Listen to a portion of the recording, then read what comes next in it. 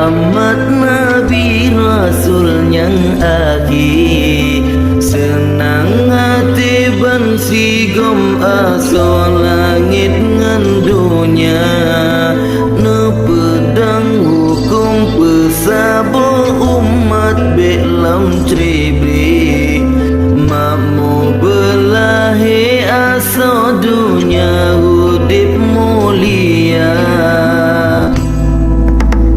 ne peturi hak meakhlak maso bumonyo.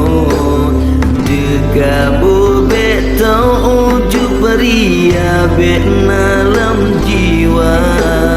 Al-Quran hadis